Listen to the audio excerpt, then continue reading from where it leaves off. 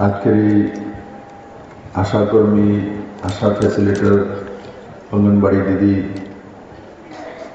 সমস্ত বোনেদেরকে নিয়ে এই কার্যক্রম और এই কার্যক্রমের উদ্দেশ্য কি সেই বিষয়ে বিপ্লব কর্মদে বলেছেন যে এক রাষ্ট্র এক election, one nation one election, আর তারই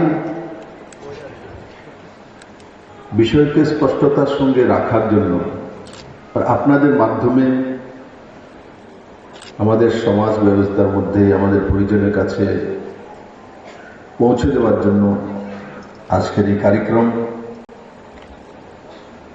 কার্যক্রমে বড় মাত্রায় উপস্থিত পুরো হলঘরে পরিপূর্ণ আমার সমস্ত বোনেরা, মঞ্চে উপস্থিত শ্রী বিপ্লব কর যিনি মজদুর মনিটরিং সেলের অধ্যক্ষ রয়েছেন, মাধুরী মজুমদার আজকের এই কার্যক্রমের সভাপতিত্ব করছেন, Shri Sanjay Sutradhar general secretary RKS, Shrimati Sebika Chowdhury general secretary all Tripura ASHA facilitators and ASHA worker association, Manjushil convener all Tripura anganwadi worker সহায়িকা অ্যাসোসিয়েশন, আমার মিডিয়ার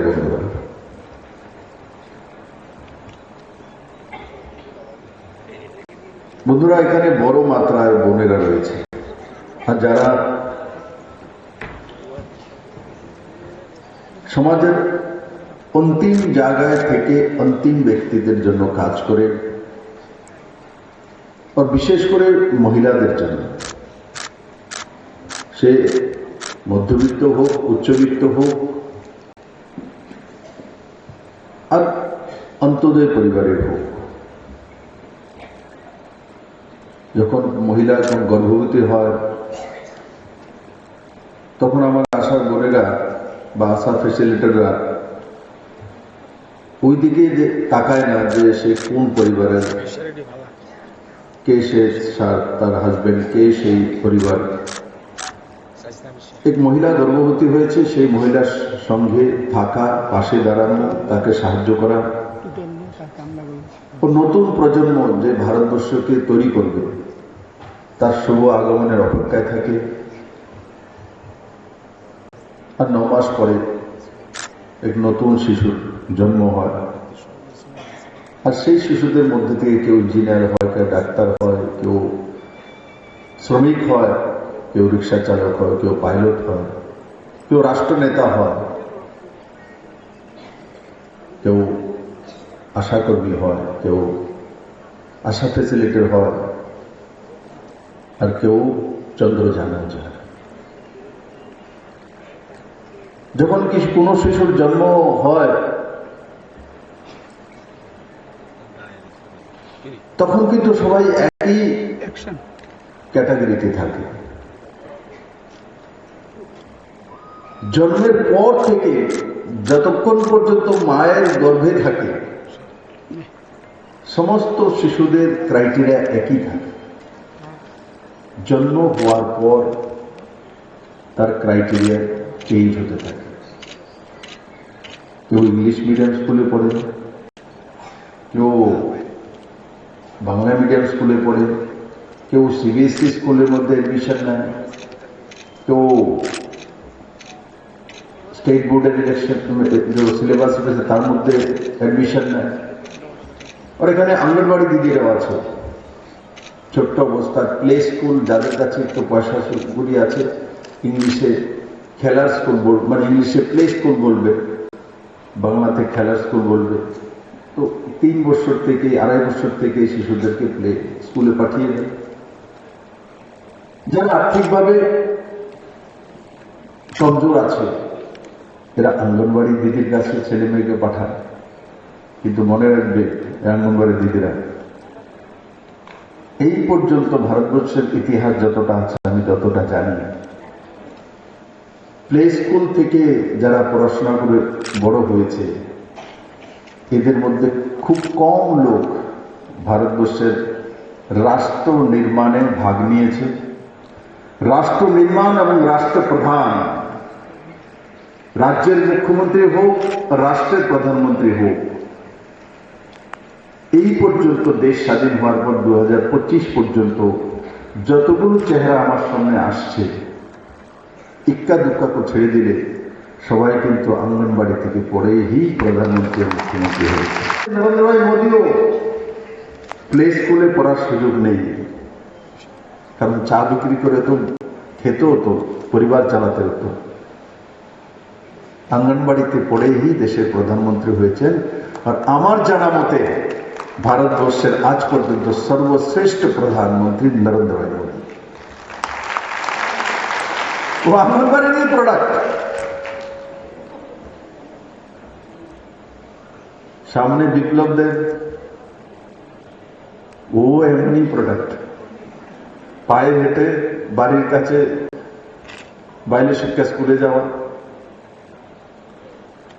और তারপর বাবার ইচ্ছা ছিল যে ছেলেকে ইংলিশ মিডিয়াম স্কুলে পড়াবে। আমাকে ক্লাস 3 পর্যন্ত ইংলিশ মিডিয়াম স্কুলে উদয়পুরে পড়িয়েছিল, কিন্তু তারপরে আর নাই পড়া। আবার ঘুরে এসে সেই বাংলা মিডিয়াম স্কুলে। কিন্তু আমার সঙ্গে যারা ইংলিশ মিডিয়ামে হয়তো বা শিশু বিহারে উদয়পুর থেকে চলে এসছে, রেন্টে থেকে পড়াশোনা করেছে, কেউ হয়তো বা ডাক্তার, ইঞ্জিনিয়ার, কেউ হয়তো বা টিচার, কেউ হয়তো বা বিজনেসম্যান হয়েছে, কিন্তু যে বাইরে শিক্ষা আঙ্গনবাড়িতে পড়েছে সেই কিন্তু ত্রিপুরার মুখ্যমন্ত্রী হয়েছে। তার জন্য জীবনে সবচেয়ে বড় যে বিন্দু সে হচ্ছে আশা, দ্বিতীয় কৌশিশ। হিন্দিতে একটা प्रवचन আছে, कोशिश करने वाले का कभी हार नहीं होता। और আপনাদের নামই আশা। और আশা ছাড়া কোনো ব্যক্তি জীবনে প্রতিষ্ঠিত হতে পারে না। আপনাদেরকে বাদ দিয়ে কেউ প্রতিষ্ঠিত হয়ে যাবে যদি ভাবে কেউ, এর চাইতে দুর্ভাগ্য ওই ব্যক্তির আর কোনো কিছু না। যেই আশাকর্মী নামটা রেখেছে, গুগলে সার্চ করে চলে আসবে কে রেখেছিল প্রথম, কিন্তু খুব সুন্দর নাম রেখেছে। কারণ এই আশাকর্মীরা কোন এক মায়ের সঙ্গে যখন গর্ভাবস্থা থাকে তার সঙ্গে থাকে, তাকে আশা জাগা, দিদি আপনি ঠিকঠাক করে, আপনার কিচ্ছু হবে না, আপনার শিশু এবং আপনি সুস্থ থাকবেন। আর ওনার আশার ভরসার কারণেই ওনার মানসিকভাবে ওকে তৈরি করে দেয়, আর তখন সে মা 9 মাস পরে একটা নতুন শিশুর জন্ম দেয়।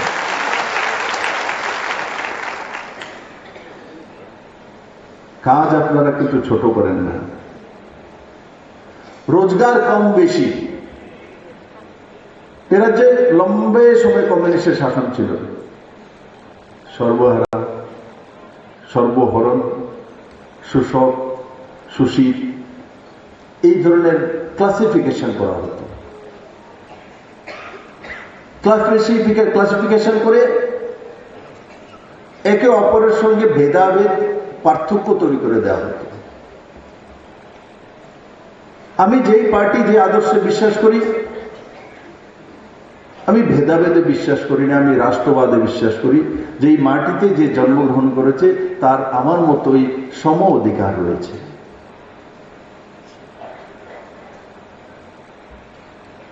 আর অধিকার ঘরে বসে পাওয়া যায় না, অধিকারের জন্য কাজ করতে হয়, লড়াই করতে হয়, অধিকার চাইতে হয়।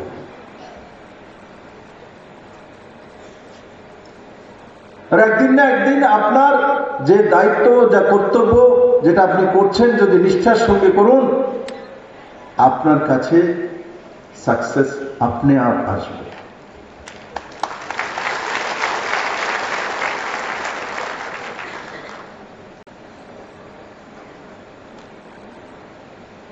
প্রথম যে বিন্দুটা আমি বলেছিলাম যে ওয়ান নেশন ওয়ান ইলেকশন,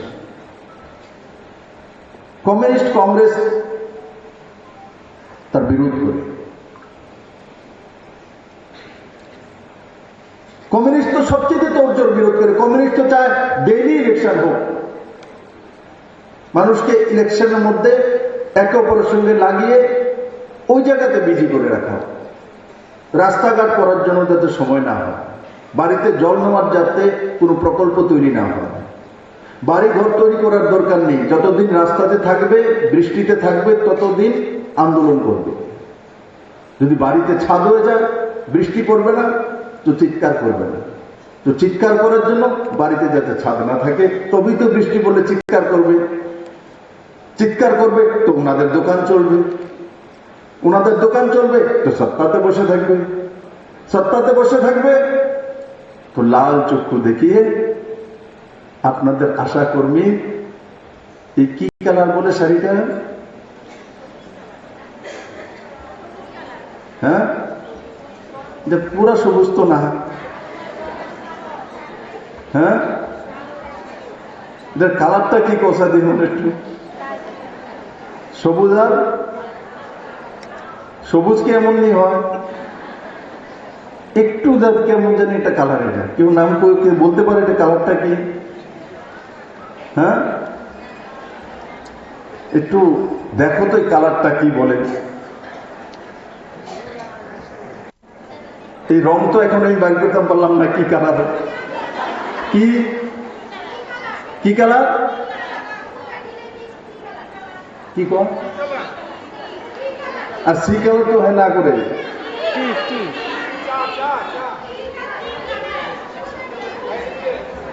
আপনি আইন কোন একটু দিশাতে, টি কালার, আচ্ছা টি কালার মানে টিয়ার মতো, अच्छा এটা टी कलर का, ठीक है दीदी इधर आइए। ওনারে দেখে রাখেন উনি टी कलर করছে, टी कलर সবুজ আর নীল মিক্সড, হ্যাঁ टी कलर দেখো আবিষ্কার করে হইছে, তো বাচ্চা গেছে তবু আমি শোনাবো এটা।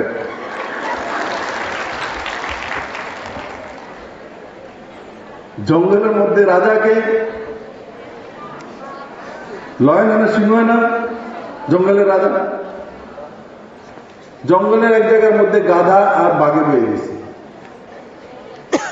বয়ে বসে গাধা আর বাঘে কথাবার্তা করে, টাইম পাস করে। গাধা কথা কইতে কইতে হঠাৎ করে কয় এই বাঘ ভাই কোথায়, আকাশের রং কেমন, তো বাঘে দীক্ষা করে তো তেমন লাগেনি, আর আকাশের রং তো নীল কালার, স্কাই কালার। গাধা কয় না না এটা তো লাল রঙের, তুমি আরেকবার চাও তো এটা লাল। তো দুইজনে তর্ক করতেছে, একজনে কয় লাল একজনে কয় নীল, মানে একজনে কয় স্কাই কালার। তর্ক করতে করতে অনেক সময় গেছে,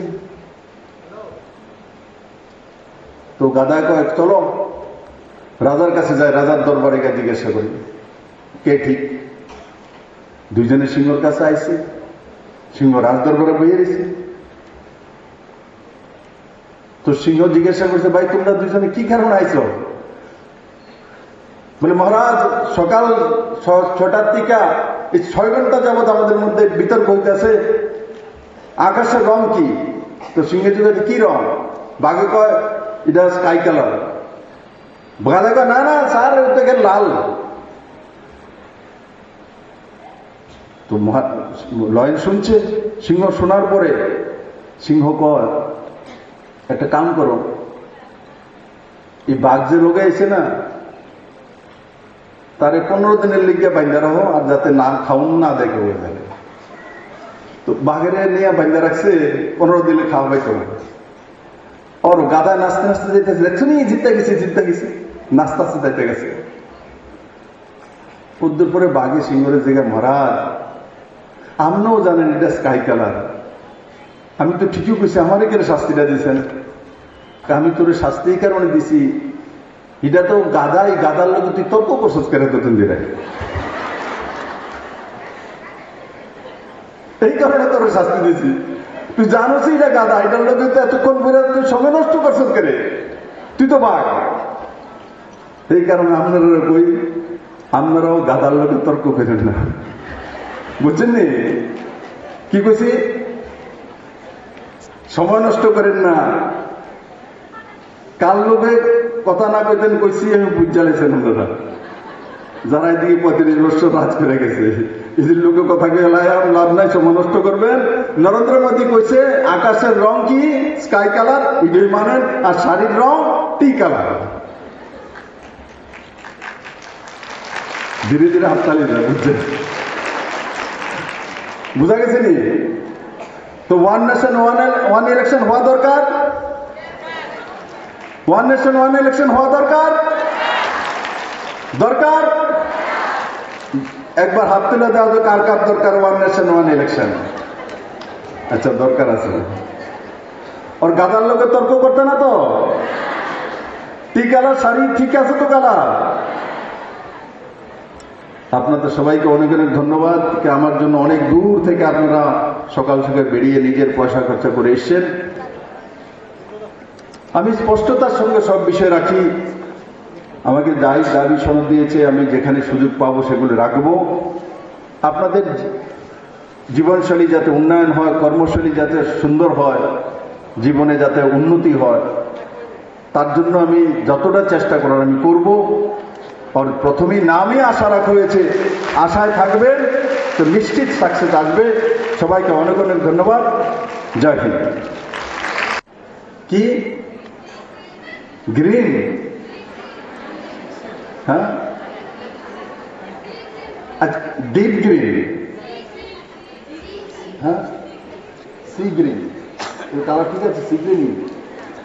এটা কি কালার? দেখো, এও কিন্তু তো বেড়ে গেছে। তোমরা যেন চিন্তা করো যে বিপ্লব কি খেয়া করতে প্রশ্ন করে সারা জীবন শাড়ি পরে কেউ যেখানে এই বেড়া যেখানে শাড়ি কি করে। আমার স্বভাব, আমি জীবনে যাই ধারণ করি, আমার মধ্যে যা আছে তার পূর্ণ পরিচয় আমার কাছে থাকা দরকার। আমার নিজেরই যদি পূর্ণ পরিচয়, আমার পরিধানের, আমার শরীরের, আমার কাছে যদি তার পূর্ণ পরিচয় যদি না থাকে, অন্যের পরিচয় আমি কিভাবে নেব? এই কমিউনিস্টদের স্বভাব, নিজের পরিচয় জানে না, অন্যের বাপের নামে জিজ্ঞাসা করে।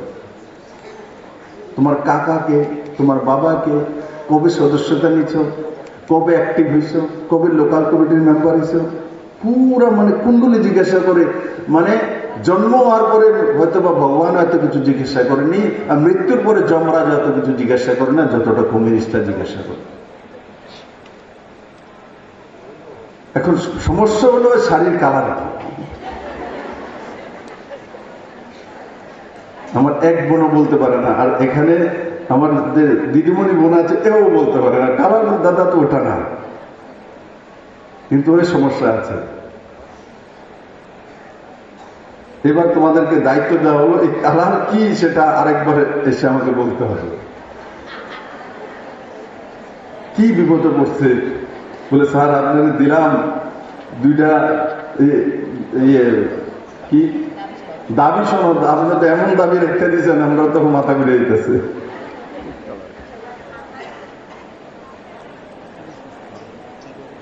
যাই হোক কালার, যাই হোক কালারটা কিন্তু ঠিকই সুন্দরই লাগে।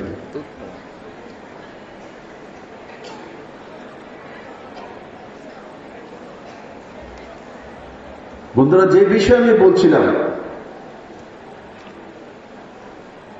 যে ওয়ান নেশন ওয়ান ইলেকশনের কমিউনিস্টরা এবং কংগ্রেসরা কেন বিরোধ করে? কমিউনিস্টরা বিরোধ করে কারণ যত বেশি মানুষকে ইলেকশনের মধ্যে ব্যস্ত করে রাখতে পারবে, অধিকার অধিকার নিতে হবে বলে, তত বেশি ওনাদের কোনো কাজ করার দরকার নেই।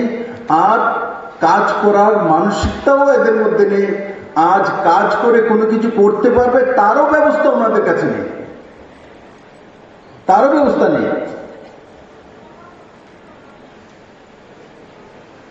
ডেভেলপমেন্ট আর কমিউনিস্ট দুজনের মধ্যে ডিফারেন্স উত্তর আর দক্ষিণ এই ধরনের।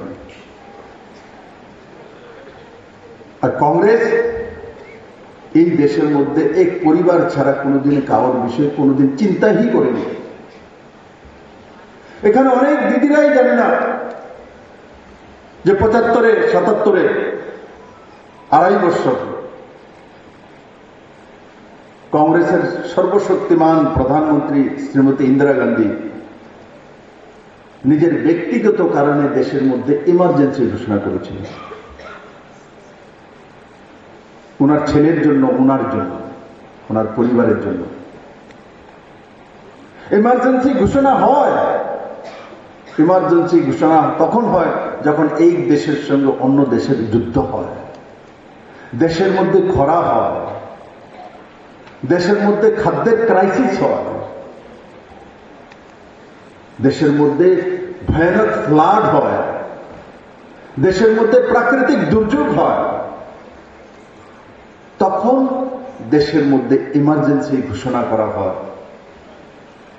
কিন্তু 75 আর 77-এর বিচে যেটা ছিল, সেটা কংগ্রেসের এক পরিবারকে এস্টাবলিশ করার জন্য দেশের মানুষের মধ্যে ইমার্জেন্সি ঘোষণা করে ওই সময়ের সমস্ত পত্রপত্রিকা হোক আর রাজনৈতিক দল হোক, যারা কংগ্রেস করেনি, যারা কংগ্রেসের বিরোধ করে, সবাইকে 2-2.5 বছর যাবৎ জেলে পুরে দেওয়া হয়েছিল। ভারতবর্ষের প্রত্যেকটা জেলখানা পরিপূর্ণ হওয়ার পর টেম্পোরারি বড় মাত্রা জেল নির্মাণ করতে হয়েছিল এই ভারতবর্ষের মানুষের জন্য।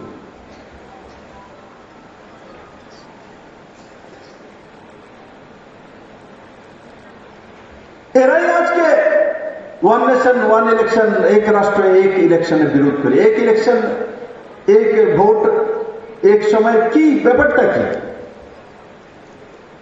কারণ কি এরা ঘুরে ঘুরে আপনাদেরকে গ্রামে গঞ্জে আবার ভুল বোঝাবে। আমাদের ত্রিপুরা রাজ্যের মধ্যে 5 বছরে কটা ইলেকশন হয়? বিধানসভা ইলেকশন হয়, লোকসভা ইলেকশন হয়, 30 পঞ্চায়েতের ইলেকশন হয়, লোকাল বডি ইলেকশন হয়, এডিসি ইলেকশন হয়। এগুলো তো সিস্টেমেটিক্যালি। তারপর আমার পত্রিকার বন্ধুরা যারা আছে, এরারও কালকে ইলেকশন হয়েছে, উকিলরারও ইলেকশন হয়, নার্সরারও ইলেকশন হয়, তো আলাদা আলাদা নিজেদের সংস্থানে। কিন্তু বেসিক্যালি যে আম জনতা যার সঙ্গে যুক্ত থাকে, ত্রিপুরাতে 5টা ইলেকশন হয়, ওর 5টা ইলেকশন আলাদা আলাদা সময় হয়। এই 5 ইলেকশন যদি একসঙ্গে করা হয়, বা বিধানসভা লোকসভা কমসে কম একসঙ্গে করে দেওয়া হয়,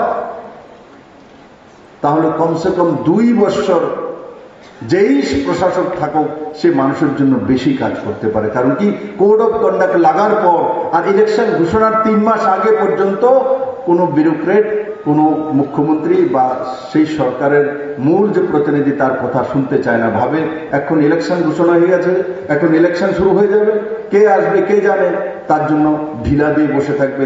লোকসান রাষ্ট্রের হয় 140 কোটি ভারতবাসীর হয়। তাতে কমিউনিস্টের ক্যাডারদের কোনো লোকসান নেই, আর কংগ্রেসের পরিবারের কোনো লোকসান নেই। কারণ মানুষ জানে কংগ্রেসের প্রেসিডেন্ট গান্ধী পরিবার মতলব তথাকথিত গান্ধী পরিবার, এরা গান্ধী না, এরা নেহরু। গান্ধী পরিবার মতলব তথাকথিত গান্ধী পরিবার, এরা গান্ধী না, এরা নেহরু পরিবার। নেহরু পরিবার না। ইন্দিরা গান্ধীকে বিয়ে দেওয়া হয়েছিল ফিরোজ খানের সঙ্গে, তো বিয়ে দেওয়ার পরে ইন্দিরা তো নেহরু রইলেন না, উনি তো ইন্দিরা খান হয়ে গেছেন। কিন্তু তারপরও প্রিয়াঙ্কার পর্যন্ত বিয়ে হয়ে গেছে, তবুও সে গান্ধী। কিন্তু এখানে বোনদের বিয়ে হয়ে গেলে স্বামীর ঘরে টাইটেল হয়ে যায়। তাদের জন্য কানুন আলাদা, আলাদা ফ্যামিলি, তাদের সারনেম চেঞ্জ হয় না। বাকি মহিলাদের চেঞ্জ হবে, কিন্তু তাদের ঘরে জন্ম হলে গান্ধী এও উদ্ধার করা। মহাত্মা গান্ধী গোদ নিয়েছেন,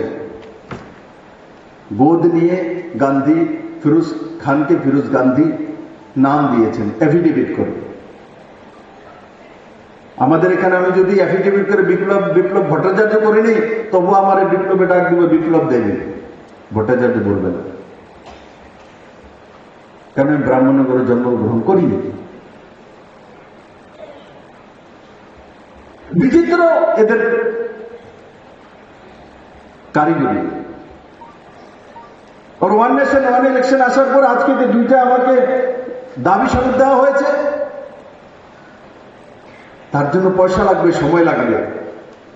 কে দেবে আলাদা বিষয়, কিন্তু এটা আমি ভালো করে বুঝি, এতটা বিপ্লব দেবো যে ওয়ান নেশন ওয়ান ইলেকশন হলে ভারতবর্ষের মানুষের লাভ হবে। কারণ কি, একসঙ্গে ইলেকশন হয়ে গেলে আমরা কাজ করার সুযোগ বেশি পাবো, দেশের আর্থিক উন্নয়ন হবে, আর্থিক যখন উন্নয়ন হবে নিশ্চিত ভারতের অন্তিম জনের উন্নয়ন হবে। আর নরেন্দ্র ভাই মোদীর নেতৃত্বেই সরকার আসার পর 81 কোটি মানুষকে 5 কিলো করে চাউল ফ্রিতে দেওয়া হয়। আর তার সঙ্গে এটাও হয়েছে ভারতবর্ষের মধ্যে যারা অন্তোদয় পরিবার ছিল তাদের মাঝখান থেকে 25 কোটি পরিবার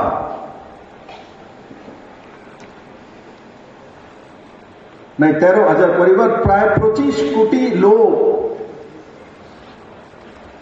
গরিবী রেখা থেকে উঠে এসেছে। অনেকে প্রশ্ন করে, আরে নরেন্দ্র ভাই মোদী ডেভেলপমেন্ট করে যে ফিফথ ইকোনমি করে দিয়েছে, তাহলে আবার 81 কোটি মানুষকে ফ্রিতে কেন খাওয়াতে হয়? তার মধ্যে গরিব রয়েছে মানুষ। তাদের কাছে বলতে চাই, 81 কোটি মানুষকে নরেন্দ্র ভাই মোদী 5 কিলো করে চাউল দেয়, কিন্তু সঙ্গে সঙ্গে মোদীর এই কার্যকালে 25 কোটি মানুষ গরিবী রেখা থেকে বেরিয়ে এসে মধ্যবিত্ত সমাজে পৌঁছেছে। আর সেকে ত্বরান্বিত করার জন্য, আরো কিছু স্পিড আপ করার জন্য ওয়ান নেশন ওয়ান ইলেকশনের দরকার। কারণ ইলেকশনে খরচাও হয়, আলাদা আলাদা ইলেকশন হলে খরচাও হয়। আজও বহু রাজ্যের মধ্যে একসঙ্গে 2 ইলেকশন হয়। অন্ধ্রপ্রদেশে লোকসভা আর বিধানসভা একসঙ্গে হয়, অরুণাচলে লোকসভার বিধানসভা এখনো হয়। আগেও হতো, 1947 পর দেশ স্বাধীন হওয়ার পরে লোকসভা আর বিধানসভা একসঙ্গে হতো। কেন লোকসভা আর বিধানসভা এখনো একসঙ্গে হয় না? দেশ স্বাধীন হওয়ার পরে তো হতো। তার জন্য দায়ী কংগ্রেস পার্টি। কারণ কংগ্রেস সময়ে সময়ে ওই রাজ্যগুলোর মধ্যে তাদের যখন সরকার হয় না, রাষ্ট্রপতি শাসন করে 356 ধারা রাজি করে সেই সরকারগুলোকে ভেঙে দেওয়া হয়েছিল। সেই কারণে সেই বিধানসভার ডেট চেঞ্জ হয়ে গেছে। না হলে দেশ স্বাধীন হওয়ার পর লোকসভার বিধানসভা একই সঙ্গে হতো, একই সঙ্গে ইলেকশন হতো। কংগ্রেসের কুকর্মের কারণে আজকে ভারতবর্ষের মধ্যে আলাদা আলাদা সময় বিধানসভার ইলেকশন আর লোকসভার সময় কম হয়। 2-3টা স্টেট লোকসভার সময় হয়ে যায়। যেমন উড়িষ্যার ইলেকশন লোকসভার সময় হয়েছে, অরুণাচল ইলেকশন লোকসভার সময় হয়েছে, অন্ধ্রপ্রদেশ ইলেকশন লোকসভার সময় হয়েছে। হয়েছে তো এবার 2025-এ কেন ও রাজ্যের লোকসান হয়ে গেছে? ফায়দা হয়েছে। 2বার ইলেকশন না হওয়ার কারণে 1 বছর কমসে কম তাদের উন্নয়নের যে মাপকাঠি বাড়ানোর যে দায়িত্ব রাজ্য সরকারের কাছে থাকে, ব্যবস্থার কাছে থাকে, তার ব্যবস্থার লাভ হয়েছে।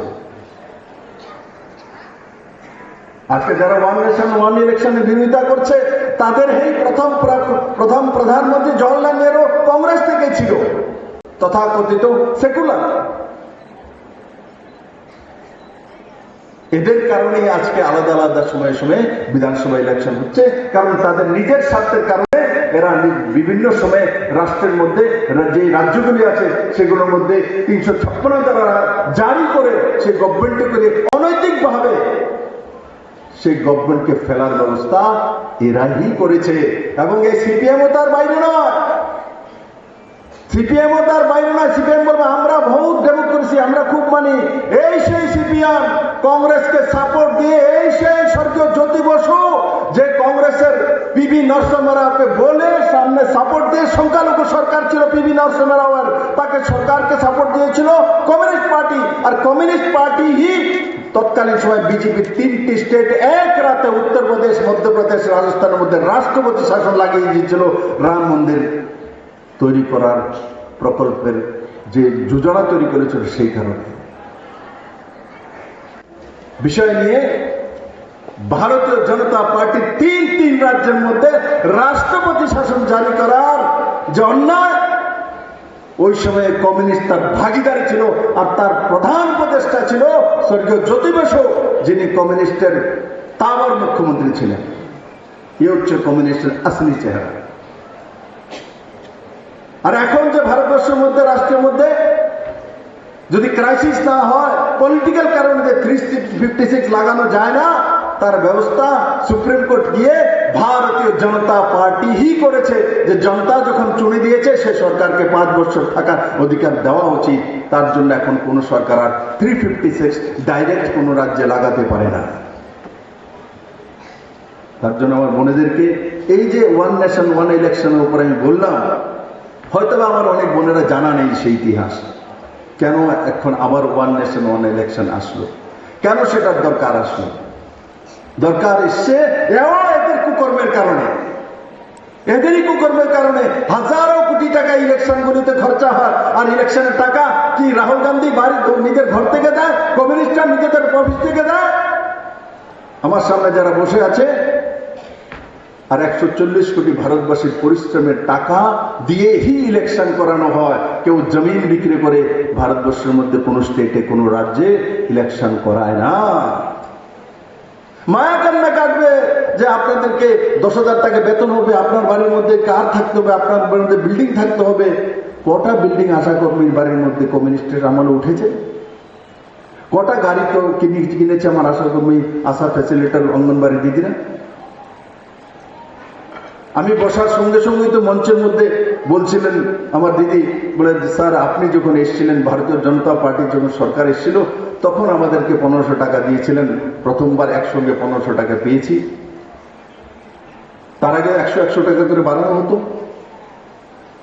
এবার ইলেকশন আগে 2023-এ 1000 টাকা দেওয়া হয়েছে, 2000 টাকা পূজা অ্যাডভান্স দেওয়া হয়েছে। এই কথাগুলো কমিউনিস্টের সময় কেন হয়নি? আমি তো রাজ্যের জন্য, আমি তো রাস্তায় আমার আশা কর্মীদেরকে, অঙ্গনবাড়ি দিদিদেরকে অনেক মিছিল করতে দেখেছি। সবচেয়ে বেশি মিছিলে এদেরকে ভাগ নিতে হবে, কম্পালসারি করে রেখা হয়েছিল। চাঁদাও দিতে হবে, মিছিলও করতে হবে।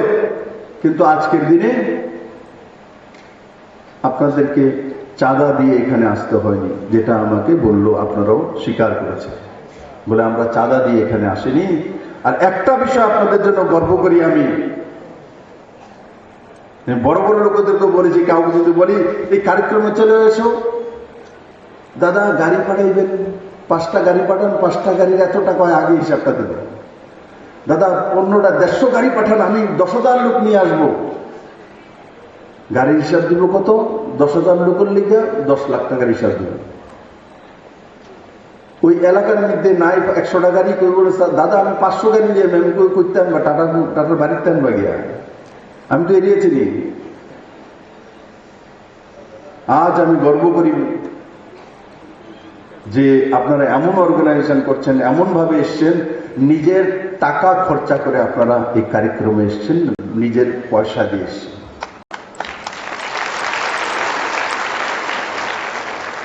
এই কম হয়, আপনাদের কাছে রোজগারই চিনি। তার মাঝখান থেকে টাকা খরচা করে বিপ্লবদেব সেখানে আসবে, ওনার সামনে আমাদের বিষয়ে কোনো কিছু রাখবো, আশা নিয়ে এসছেন নিজের পয়সা খরচা করে। আর নিজের পয়সা করে যে খরচা করে কোনো কার্যক্রমে বা কোনো কাজে যোগদান করেন, তো তার জীবনে প্রতিষ্ঠা আসে। গুরু দক্ষিণা ছাড়া কোনদিনে কাউর জীবনে প্রতিষ্ঠা আসে না। আর যার মধ্যে এই মানসিকতা আছে যে আমি নিজের খরচা করে আসব, তখন তার দেউলিয়াপন মানসিকতা থাকে না। আর পরের টাকা আসবো, পরের টাকা যাব, পরের টাকা খাবো, তার মধ্যে কোনোদিনই নতুন কিছু করার, সর্বশ্রেষ্ঠ হওয়ার যে গুণাবলী, সেটা কোনোদিনই তৈরি হয় না। তাই আমার সমস্ত আশা কর্মী ভাই বোনেদেরকে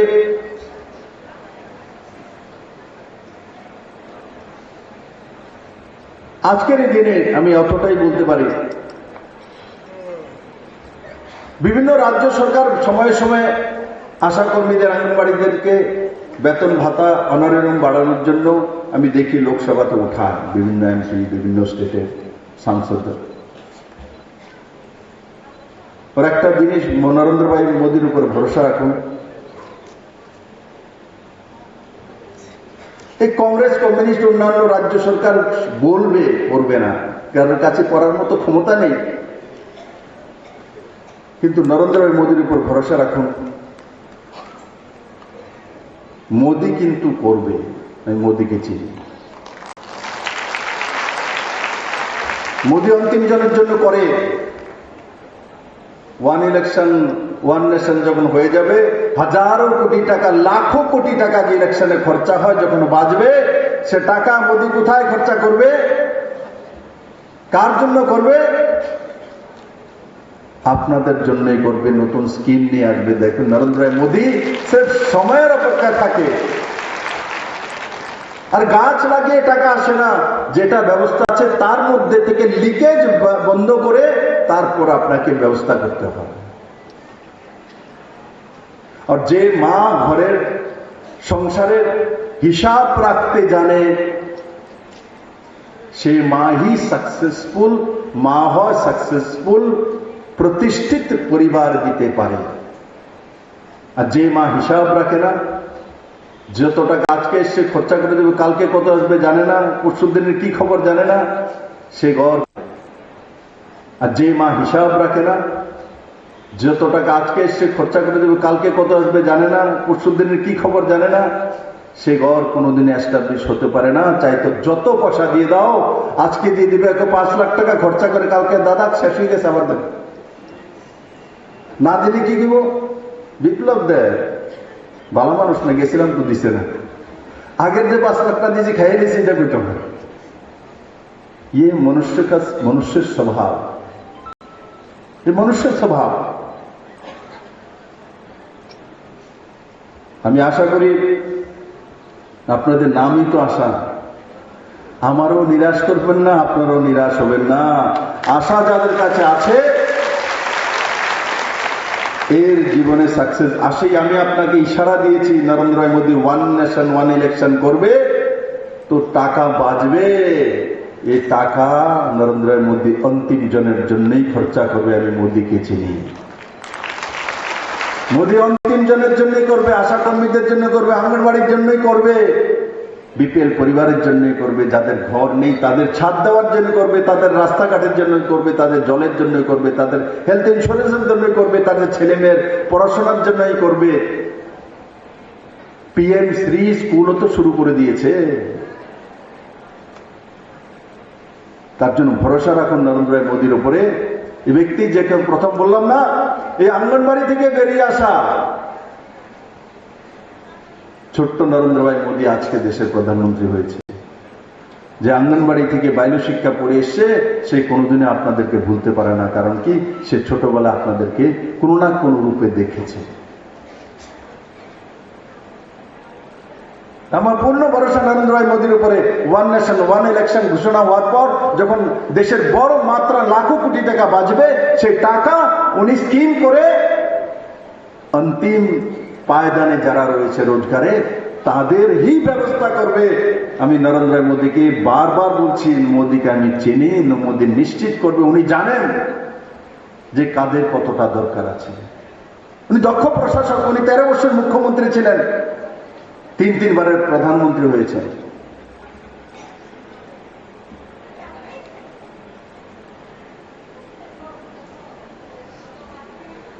আমি আশা করি কম সময়ের মধ্যে সেটা হবে।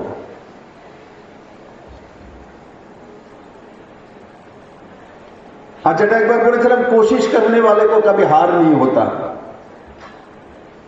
এটা কি সঠিক বলছি না ব্যাঠিক বলছি?